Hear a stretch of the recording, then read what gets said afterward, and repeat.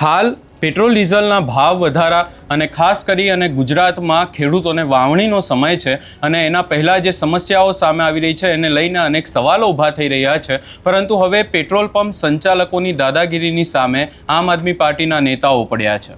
શું છે સમગ્ર મામલો, એની વિગતે ચર્ચા કરીશું। નમસ્કાર, હું છું ઉજ્જવલ અને આપ જોઈ રહ્યા છો નિર્ભય ન્યૂઝ। ગુજરાતભરમાંથી એવા દ્રશ્યો સામે આવી રહ્યા છે કે જ્યાં આમ આદમી પાર્ટીના જે નેતાઓ છે હવે પેટ્રોલ ડીઝલના ભાવ વધારાને લઈ અને સતત વિરોધ કરી રહ્યા છે। અને આ તમામ ચર્ચાઓની વચ્ચે હવે કાલાવડમાંથી એક કિસ્સો સામે આવ્યો કે જ્યાં ખેડૂતો પેટ્રોલ પંપ પર પહોંચી રહ્યા છે ને ખેડૂતો પાસે હવે ક્યાંક ને ક્યાંક ડીઝલ જોઈતું હોય તો એમને ઓઇલ ખરીદવાનું કહેવામાં તો આવી રહ્યું છે, પરંતુ એ ઓઇલ પણ એક્સપાયરી ડેટવાળા આપવામાં આવી રહ્યા છે। અને આખી બાબતને લઈને આમ આદમી પાર્ટીના નેતાઓ જ્યારે પેટ્રોલ પંપ પર પહોંચ્યા ત્યારે શું થયું એ દ્રશ્યો ઉપર પણ એકવાર નજર કરીએ। આજે હું આ ઇન્ડિયન ઓઇલ પેટ્રોલ પંપ ઉપર આવી છું। આ બધા ખેડૂતોની મને 2-3 દિવસથી ફરિયાદ હતી કે બેન ડીઝલ 10-20 લીટર આપે છે અને અમને જે કિંમત છે એ કિંમત વધારે લઈને આ ડબલા આપે છે અને આ ડબલાની એક્સપાયરી ડેટ વહી ગયેલી છે, બરોબર। આ ભાઈ આગળ પ્રૂફ છે અને આમાં એક કૂપન નીકળે છે, ત્યારે કૂપન એમને આપવા જઈએ છીએ તો આમાં 10-20 રૂપિયા લખેલા છે। તો એ ભાઈ એમ કહે છે કે આની ડેટ વહી ગઈ છે। હવે કૂપનની ડેટ વહી જતી હોય તો આ ડબલાની ડેટ વહી ગઈ, આ ઓઇલ અમારા સાધનોમાં નાખીને હાકીએ તો એનું શું પરિણામ આવે? અને હજી મેં અંદર જઈને સાહેબને રિક્વેસ્ટ કરી કે આ મુદ્દો આઈને પતાવો, ખેડૂતોને ડીઝલ આપો। તો એ સાહેબે મને આંગળી ચીંધીને એવું કીધું કે તમે કહો એવું નહીં થાય। અને ત્યાં ખાખી વર્દીને બોલાવી લીધી અને ખાખી વર્દીવાળા 10 મિનિટમાં આવી ગયા। જ્યાં દારૂના હડા પકડવા પડે છે ત્યાં એને જવાની ટેવ જ નથી અને અહીંયા ખેડૂતો ઉપર રોપ જમાવવા આવી ગયા છે। પણ મારે આ દરેક ખેડૂતોને કહેવું છે કે તમારા હક માટે લડતા શીખો, પછી ધોકા ખાવા પડે તોય ભલે, જેલમાં જવું પડે તોય ભલે, શરૂઆત હંમેશા એકથી હોય। એટલે મારી 2 હાથ જોડી અને આ સરકારશ્રીને નહીં પણ પેટ્રોલ પંપ વાળાને વિનંતી છે કે અમારા ખેડૂતોને જોઈએ એટલું ડીઝલ આપો અને મોટા અધિકારીઓ ફોજદારી કરોમાં। અને અહીંયાના ધારાસભ્ય છે ત્યાંથી લઈને કૌભાંડો થાય છે ત્યારે તમારી આંખો નથી ઉઘડતી, જ્યારે ખેડૂત ઉપર પ્રશ્ન આવે ત્યારે તમે કેમ તમારા રોપ જમાવા પોગી જાવ છો? જય હિન્દ, જય જવાન, જય કિસાન। સાહેબને આવી રિક્વેસ્ટ કરી કે સાહેબ બહાર આવો, એટલે સાહેબ કે હમણાં આવો, એટલે મને કે તમારો અવાજ નીચો રાખો અને મારા ઉપર આંગળી ચીંધી અને એક ફોન કરવાથી અંદર જોવો સાહેબ બેઠેલા છે, આમ જોવો અંદર સાહેબો બેઠેલા છે, આવો। આ સાહેબે મને એમ કીધું તમે ડોકું કરવા કેમ આવ્યા છો? અહીંયા આવો, એનું મોડલ બતાવો। હવે આ સાહેબનો અધિકાર છે મને આવું કહેવાનો। હું એક નાગરિક છું, હું ખેડૂતો માટે આવી, મને ખેડૂતની રિક્વેસ્ટ હતી, હું કોઈ પેટ્રોલ પુરાવા ડીઝલ પુરાવા નહોતી આવી, બરોબર? તો સાહેબે ગાડી ઊભી રાખેલા, મેં પેલા જઈને કરીને કીધું, આ બધાય જોતા હતા, તો સાહેબે મને એમ કીધું કે તમે ડોકું કરવા કેમ આવો છો? અને અત્યારે 20 મિનિટ થઈ, અંદર બેસીને સાંઠગાંઠ ચાલુ છે, પણ આ મુદ્દો કોઈ પણ રીતે રોકાવો ન જોઈએ, કાયદેસરની કાર્યવાહી થવી જોઈએ।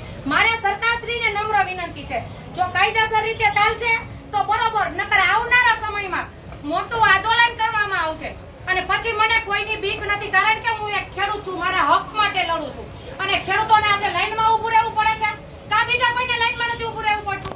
મેં પહેલા આવીને એવું કીધું કે ભાઈ મારે 1000 નું ડીઝલ જોઈએ છે, તો પેટ્રોલ પંપ વાળા ભાઈ એમ કીધું કે શેમાં નાખવું છે? મેં કીધું મારી પાસે ગાડી છે, એ કે મેં કીધું એટલામાં થઈ જશે? તો કે ના, તો મેં કીધું 2000 નું આપો ને, કે કાંઈ વાંધો નહીં 2000 નું। તો 4 વ્હીલ વાળાને 2000 નું દેવું છે અને ખેડૂતોને 10 લીટર માટે લાઈનમાં ઊભા રાખવા છે? આનું કારણ શું છે? આ તાનાશાહીની સરકાર છે। હવે તો અવાજ ઉઠાવો। મને એક વિચાર આવે છે કે હું લેડીઝ થઈને અહીંથી બહાર આવું છું, તો તમે તમારા હક માટે કેમ નથી લડતા? જય હિન્દ।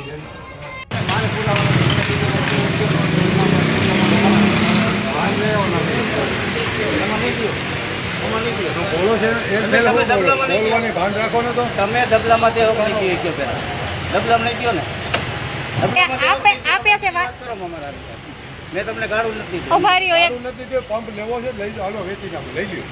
તો મારા માણસને કે પંપ લેવો જ મારે, આવી વાતો કરો તમે? તમારે ડબલામાં દેવાનું હોય। હા, એ આપે છે। બીજી વાર બોલો તો શું બીજી વાર બોલો તો મને હાથ લગાડો એમને, પણ બીજી વાર બોલો તો શું બોલ્યા તમે? શું દયા એટલે હું બીજી વાર બોલો તો? પણ બીજી વાર બોલો ને તમે, તમારા પુરવઠા વાળા ફોન કરે કે ઉપરથી પહેલા બીજી વાર બોલો તો ખરા। કેમ એટલી બધી બીક લાગી તમને?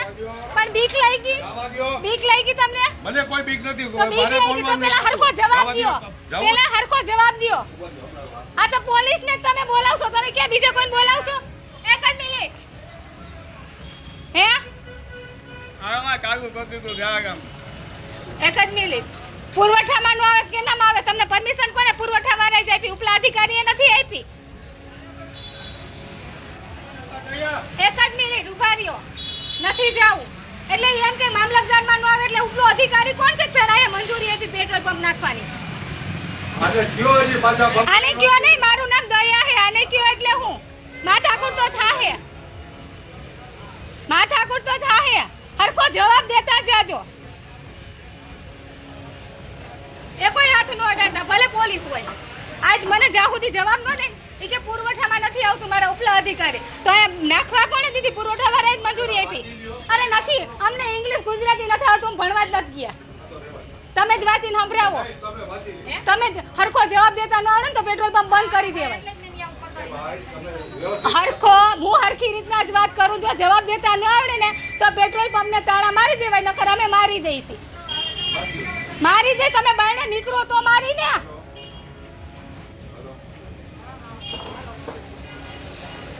આ ભાઈ એમ કહે છે કે મને મામલતદારે કે કલેક્ટરે મંજૂરી નથી આપી, મારા ઉપલા અધિકારી આપી. એટલે એના અધિકારીનું છે. જો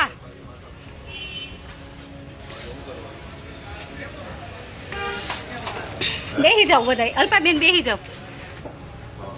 એમના ઉપર એટલી બધી બીક લાગતી હોય તો ભલામણની તો પેટ્રોલ પંપ જ બંધ કરી દો.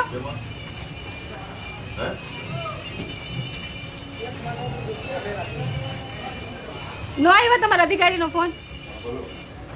તમે પોલીસ મોકલી લઈ જાઓ, અમે ચા પાણી પીને પાછા આવતી. બરોબર ને? હાલો ચાલુ કરી દીધું 20 ના રે ના, એના પેલા હરખો જવાબ દેનો અધિકારી કોણ છે? આમ કઈ થોડું કાલે મામલતદારમાં નથી આવતું, અધિકારીમાં આવે. મામલતદારની અમે જવાબ દે, તમે અમારા અધિકારી નથી. પેલા એકવાર કહી દે મામલતદાર મારો અધિકારી નથી એટલે હું અહીંથી જાઉં ત્યાં સુધી તો ભલે ને લેડીઝ પોલીસ આવે. અલ્પાબેન જતા નહીં કે ઉભા રહ્યો.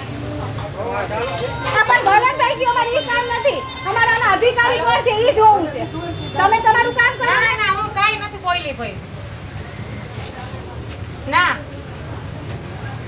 એ મને કહે એના અધિકારી કોણ છે, પછી ક્યાંથી જવું? ત્યાં સુધી જવું જ નથી.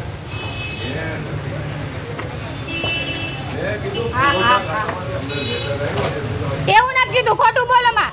મારા અધિકારી પુરવઠા વાળા નથી એવું નથી કીધું. ખોટું ન બોલો, ખોટું ન બોલો. તમે શું કીધું? પુરવઠા વાળા મારા અધિકારી નથી, મારા અધિકારી ઉપલા અધિકારી. એ ભાઈ ખોટું ન બોલો. આ રહ્યો વિડિયો છે, વિડિયો છે મારી પાસે. બતાવું વિડિયો, બતાવું વિડિયો, બતાવું. ખોટું બોલવાની હદ હોય. તમે એમ કીધું પુરવઠા વાળા મારા અધિકારી નથી, મારા અધિકારી ઉપલા અધિકારી. આ રહ્યો વિડિયો છે, વિડિયો. પણ વિડિયો છે, વિડિયો મારી પાસે વિડિયો છે. પણ મારી પાસે વિડિયો તમને એવું મારી વાત જ નથી. હવે તમારે નીચે રાખો. ચોક ભાઈ હવે તમે છે ને પાર્ટી ઉપર નહીં જતા અને સંબંધની વાત સંબંધ તમારે કહેવાનું હોય છે, બાકી તમે પ્રેશર નહીં મારી શકો. હું બહાર છું, તમારા સાડીને પૂછી જુઓ. અરે હું નથી લઈને આવી. ના તમે પહેલા પૂરી તપાસ કરો પછી મારા ઉપર હાથ લીધી દો. આ ઘનશ્યામ મામા, એ ઘનશ્યામ મામા, એ મામા બોલાવો તો. મારે પેટ્રોલનું ડીઝલનું ટેસ્ટિંગ કરવું, એને કયો મને ટેસ્ટિંગ કરાવો. પેટ્રોલનું ટેસ્ટિંગ કરવું એ ભેળસેળ વાળું નથી ને. તો પુરવઠા વાળાને ફોન કરો, ત્યાં સુધી હું અહીં ઊભી નહીં થાવ, નકર હું અહીંયા બાકાત મૂકી શકીશ. ડીઝલ ને પેટ્રોલ બે ટેસ્ટિંગ માટે એને કયો ટેસ્ટિંગ કરાવે. તે પછી જ વાંચી જાય. એને કે દયાબેનની રજૂઆત છે, પેટ્રોલે ટેસ્ટિંગ થાય, ડીઝલે ટેસ્ટિંગ થાય. ભેળસેળ વાળું નથી ને.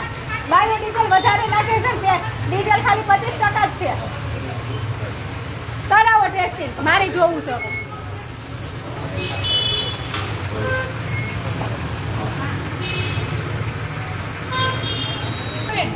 આ લોકો અમને 10 લીટર ડીઝલ આપે છે અને હા, પણ છૂટી. એટલે મારો એક જ વાંધો છે કે ભાઈ મેં આ ડબલાની ડેટ વાંચી છે તો